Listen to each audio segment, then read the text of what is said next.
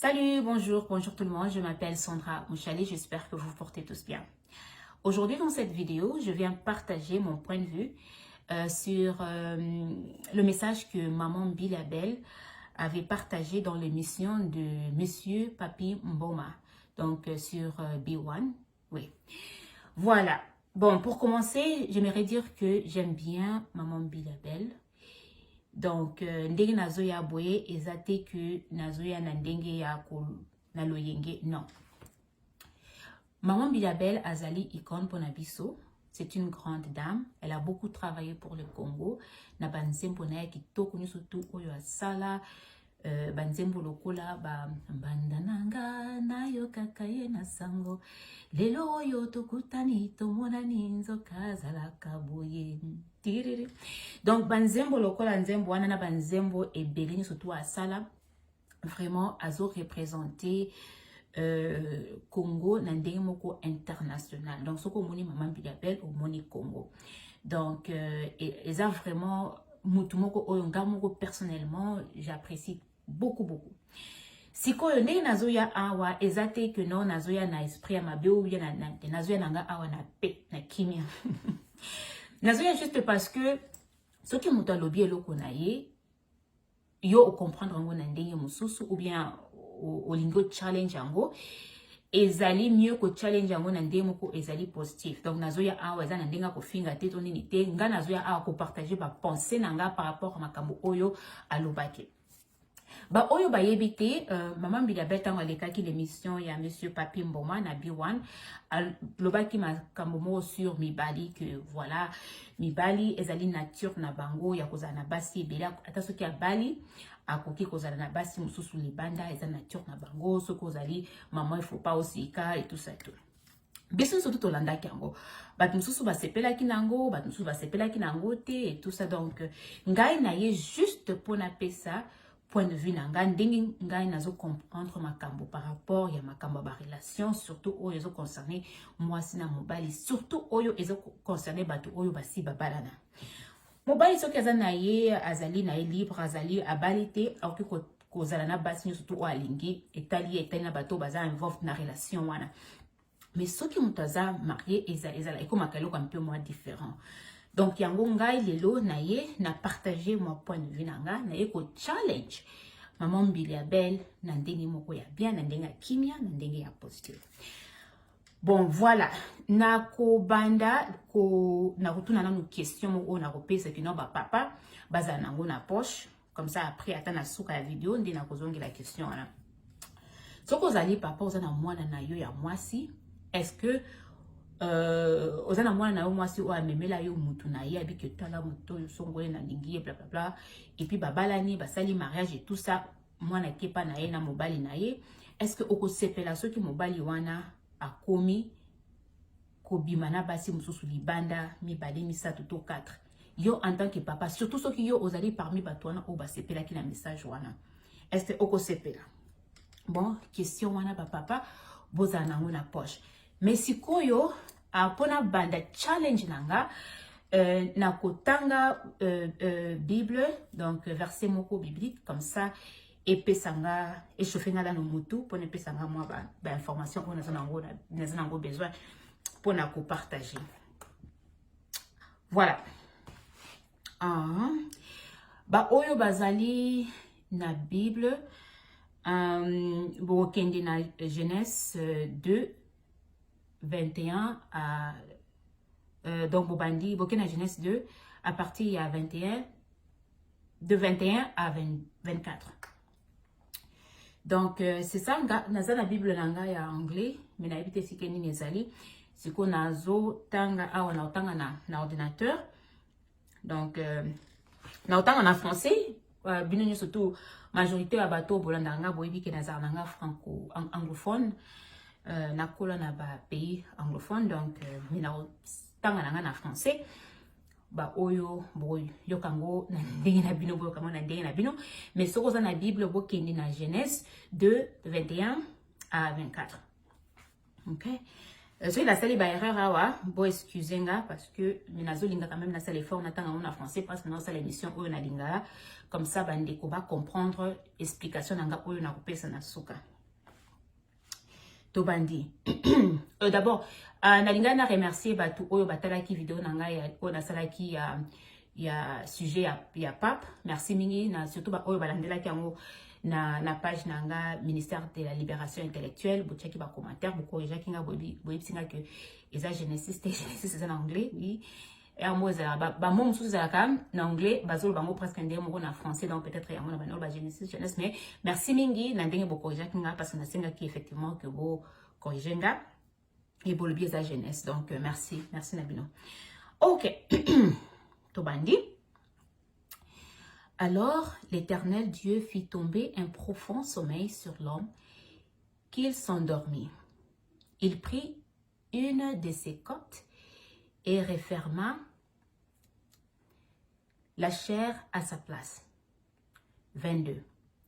L'Éternel Dieu forma une femme à partir de la côte qu'il avait prise à l'homme et il l'amènera vers l'homme. 23. L'homme dit, voici cette fois celle qui est faite de même os et de la même chair que moi. On l'appellera femme parce qu'elle a été tirée de l'homme. C'est pourquoi, 24, l'homme quittera son père et sa mère et s'attachera à sa femme. Et ils ne feront qu'un. Voilà. Donc, nanga juste na tangi la bino. Comme ça, comme on a robanda pour expliquer, pour comprendre pourquoi nazo challenge maman Bilia Belle. Une femme que je respecte beaucoup. Et puis, à Salimi Nipona Mboka. Mais, maloba o alobi, bana ba jeune ebele bazalaka na ba réseaux sociaux.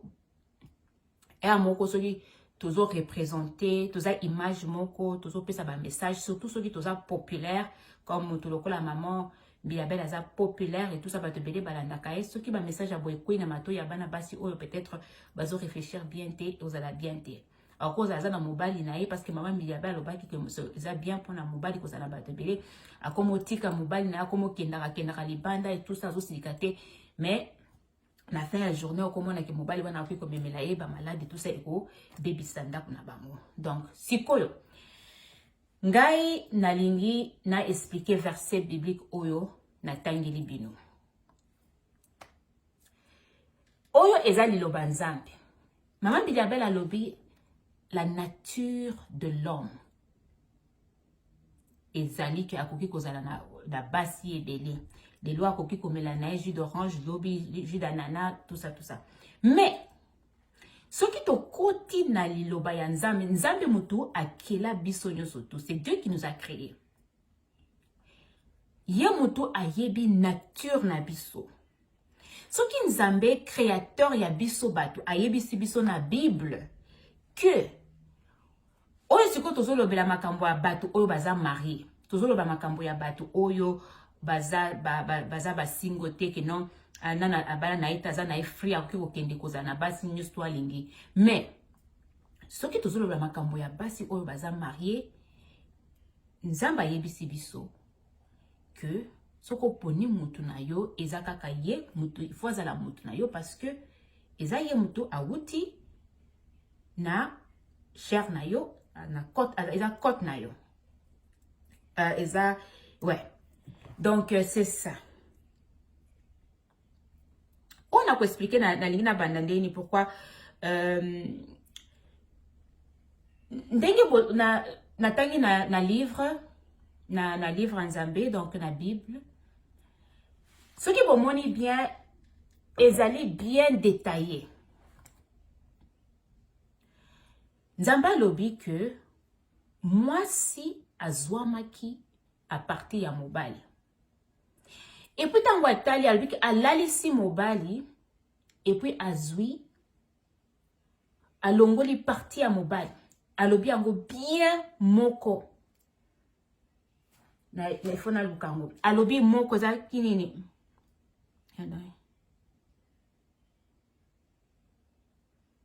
Ok, nazolinga nazonga. Ok, il prit une de ses côtes.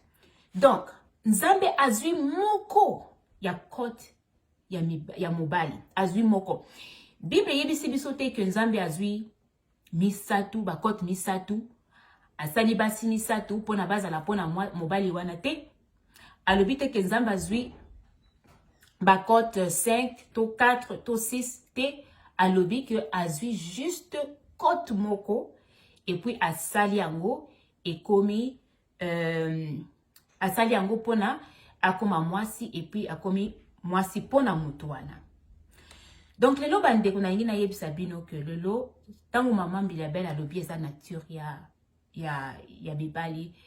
eza vraiment un peu décevant comment na grandeur ya mutu lokola maman Bilabel aloba que eza bien eza ok pona mibali surtout ba oyo babali babi makalibana eza message ya bien te pona ba jeune.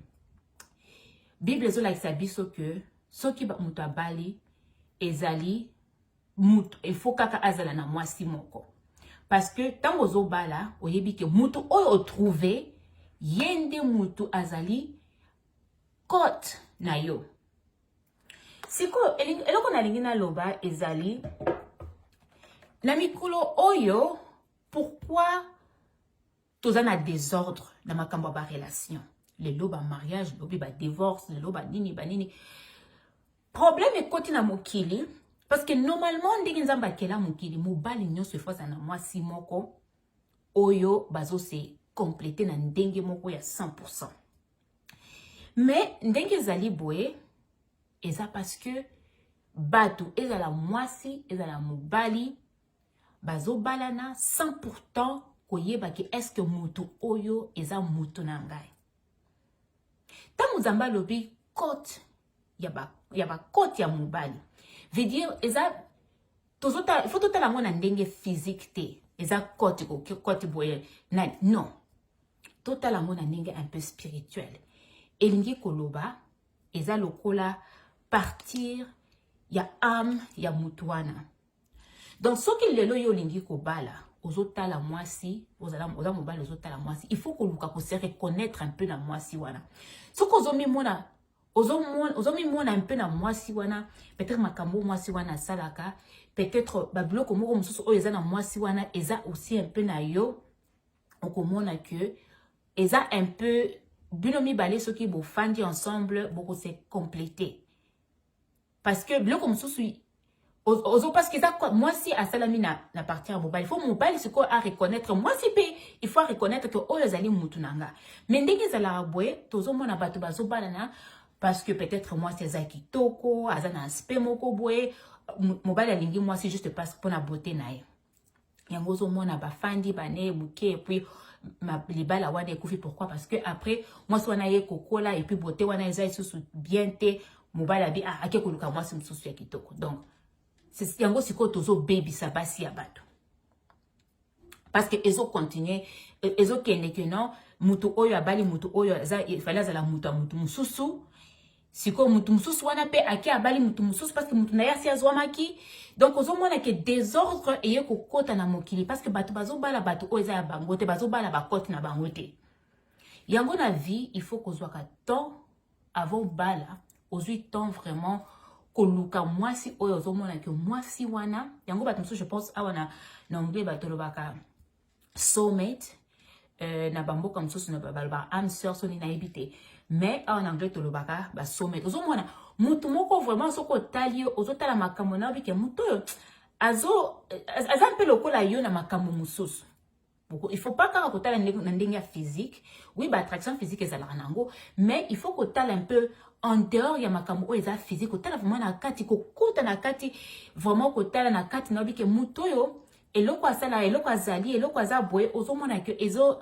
reflecté un peu yo na ndenge musus. Donc c'est un peu ça oyo Bible ngi ko lakisa biso que mobali ya lali zambazu parti na ye. Asali mwasi mais siko soke bato o bazape mike na mokili oyo bato o vraiment bakutana na bato na bango yango zo mona ba mabala mususu mutu akutana mwasi na ye babalana bafanda basala basanta ba 80 ans ba 70 ans ensemble ti tango bakufa bazalaka ensemble parce que akokende koluka nini libanda parce que mutu na ye a trouvé côte na ye baza muke mais bazali quand même baza vraiment muke mais bazali ozomona mutu abali mutu na ye vraiment auta na partie na ye parce que a se retrouver na mutu wana tango azali soki aza na kanda mutu wana akoyeba kaza na kanda ta soki baza ensemble te soki aza na esengo mutu wana akoyeba ke mutu na ye aza na esengo soki aza malade donc bazo se compléter bazo sentir ba feelings na bango ata soki baza pembeni te donc ozomona que ezali vraiment mutu na yo. Donc, c'est un peu ça. Yango, vraiment, on a simplement na loba que maman Biliabel, bablo comme sous o topé ça surtout ceux qui tournent à la plateforme o tozo mona ke batte belé ba kolanda. Il faut que le un peu qu'on mesurer moi ba message tozo pé ça parce que moi na oya koye batte a uti ko bala kaka siko na libala aza jeune ayo kelo kwa ndengwana akomi ko mona mobali na ya zoya na ba rouge à lèvres ya na ba chemise na ye ako trouver ngo keza normal parce que maman Biliabel a loba ki bomoni donc na ye juste pour na ko challenge yango tant na ye ko challenge yango na PCP verset biblique où il a kisi que mobali ce qui a bali il faut azala kaka na mwasi moko bato ba bimaka veut dire eza eloko moko azokende koluka libanda oyo azomona ngona ndako te na sina sala vidéo mo kala je pense ata ba 3 ans ce qui mobali abimi libanda azoluka eloko moko oyo azosanga na ndako na ye na kati ya libala na ye babiloko eko ezala ebele eza ndenge na libala eza babiloko oyo il faut kosatisfaire mwasi to mobali il faut koyeba ngo donc okozala eza kaka bote te il faut ya babiloko ebele il faut koyeba mpona kosatisfaire mwasi to mobali eza kaka physique te il faut eza émotion ekozala émotion ekoki kozala ndenge nini mobali a recevoir ka makambo ba parole ndenge nini osololaka na ye émotionnellement est-ce que bozali compatible parce que mibali mosusu bazalaka aza un peu moins na ndenge na ye akomonela makambo émotion na ye soit azalaka moto azalaka émotionnellement affecté peut-être na bomwana na ye azoluka peut-être mwasi moko akocomprendre ye akozala na ye oyo akopesa ye mwa énergie wana ya positive wana mais soki aza na mwasi mosusu oyo azosilisa ye ayo nyonso to aza ntia na baproblème na ye ya motu ya kalakala akokende libanda mwasi wana oyo akocomprendre ye oyo akozala na ye epuis azongi na ndako aza na ye ozomona soki azoluka peut-être mpo na ye ezalaki beauté abalaki yo peut-être parce que okomaki na zemi epuis bobalani et puis sikoyo amoni que non eza yote azokende libanda parce que azosepela na mwasi mosusu aza libanda parce que aza kitoko ça veut dire que c'est parce que beauté wana ezozanga donc eza biloko ebele oyo ezalaka que non il faut kosala que na mariage bato baza ensemble batikali ensemble pendant longtemps eza mosusu mobali mosusu alingaka pe bapesi basalaka ye basurprise bapesaka ye bacadeau et tout ça ce qui peut être ozalaka na ndako parce que oyebi ke aza mobali na yo opesaka ye bacadeau te osalaka ye basurprise te maza na motu moko libanda oyo asalaka ye basurprise akokende libanda akende koluka surprise wana donc c'est un peu ça soki mobali azobima libanda ça veut dire que eza eloko moko oyo ezopousse akende libanda mais soki mobali akutani na mutu na ye 100% ndenge bible lobi vraiment code cher ya cher na ye âme ya âme na ye akokende libanda te parce akotrouva ngo nyonso na mutu wana eza facile te mokili eza monene bato baza ebele mais mutu na ya mutu nyonso to azali mutu nyonso to azali donc c'est ça mikolo oyo eza un peu difficile parce que bato bakoma na barelation na ndenge ya désordre oyo abali oyo abali oyo oyo abali oyo bato bazobala na bato oyo baza bango te abali juste parce que aza moto aza mwana ministre il faut abala ye mais eza na ye mutu na ye te sikoyo mwana wana mwasi wana peut-être azalaki na mutu na ye oyo efale akende kobala mais mutu wana pe ake kobala mutu mosusu donc c'est yango sikoyo tokomi na monde moko barelation ekomi bato balobaka mais pourquoi badivorce ekomi ebele na mikolo pourquoi c'est parce que bato tellement babalani na balani bato baya bango te donc esali confusion esali vraiment confusion totale bon, j'espère que moi message nanga il est clair. Mais là on a une qui na challenge maman Mbidabel et ça simplement que mobali esengeli azala na mwasi na isoki ya baponani ke bango baza babalani alingi mwasi wana amemie pa baparent na bango na bafamille na bango bayebani et tout ça comme mwasi na mobali il faut aluka atikala fidèle na mwasi wana pe atikala fidèle na mutu wana na mobali wana évitaka makambo ebele, évitaka ba maladie, évitaka ba problème ebele, évitaka ba problème ebele na kati ya ndako. Donc c'est un peu ça message on a ningaki na loba juste pour na cadre ya ko challenge maloba ya maman Mbidabel que again je respecte beaucoup et ça juste que non tozana monde moko soko monelo ko moko que non olingo challenge yango na ndenge ya respect na ndenge ya bien eza na ndenge ko finga te mais eza na pesipe verset biblique boke ne botal Nzamba lobite que non alalisi mobali azwi ba cote misato to 4 to nini andui kaka moko donc na mokili mutu na mutu na mutu na ye mais malheureusement na ba période où eza difficile pour na trouver vraiment mutu na yo yango batu oyo bazalaka soki akutani na mutu na ye bafandaka bane ebele titango bakolongwa mokili omoni peut-être que mutu bafandi ya mutu ba 60 ans ba 70 ans mobali akufi mais après quelques mois quelques jours moi si alandi to vers blablabla. Donc c'est un peu ça. On a juste partagé nani point de vue nanga na bino et puis kozonge la question nanga on appelle ça ki ba papa et ça simplement que beaucoup sentir ndenge ni soki moi na bino Bali et tout ça est-ce que beaucoup yoka bien beaucoup trouver qu'un message oyo maman Mbidabel a pesi na bateau est-ce que ça bien to eza bien te est-ce que soko za mutu oza mobali oyo obima koza na mwasi na yo na ndako mobima kana basi ebele est-ce que osepela soki excusez-moi soki le lo mwana na yo ya Bali atiki mobali na atiki na ndako abimaka na basi ebele est-ce que osepela soki yo sala ngo siko est-ce que osepela que mutu asalela yango epai ya mwana na yo donc c'est un peu ça il faut tozala bato oyo tozala un esprit un peu ya ko réfléchir na ndenge moko ya bien tozala na esprit moko oyo tozokanisa na makambo oyo ekozala bien mpona bafamille et puis parce que soki eloko eza bien mpona famille en général ekozala bien mpona communauté yango bato ebele ata na niveau ya politique et surtout il y a États-Unis, na Canada, famille est très important parce qu'à partir de la famille, on a la communauté qui est bien et puis à partir de la communauté qui est bien, pays qui est bien. Mais ce qui est désordre, c'est dans la famille, comme on appelle que la communauté peut être désordre et puis mboka peut être désordre et yango pe sikoyo ils ont reflété makambo zo salama na Congo. Donc zo mona ba famille est un peu moins ba mobulu communauté na biso congolaise ezala il y a diaspora, il y a Congo, et c'est là qu'il y a toujours un problème, mboka pesa un problème. Donc, qu'on peut faire un message, oyo, il y a boye na ba milieu public, tout ça, surtout pour les jeunes et belé, tout ça, les réseaux sociaux. Et ça, vraiment, un message, moi, quoi, bien, pour les jeunes, oh, bazo, bala, na sikoyo, ko kanisa que non, parce que maman, Mbidabel, a lobby, et ça, en gros, c'est ok, mobala, bima, et tout ça, ceux qui mobile, wana, memeli, batu mwana batu baladi ceux qui mobali wana ça donc c'est un peu ça quoi donc nalinga juste na partager moi penser na ngana bino j'espère que vous passez dimanche kitoko bozala bien ici quand surtout bozali merci mingi na ba oyo bazora tant kolanda ba vidéo nanga nayebi que ça dimanche eza mieux pour na bino ko bima ko kinusala ba shopping ko bongisa ba ndako na bino et tout ça mais soki ozwi temps ya kolanda vidéo nanga vraiment ba merci ebele et puis ba merci na bato oyo déjà bazali bazolanda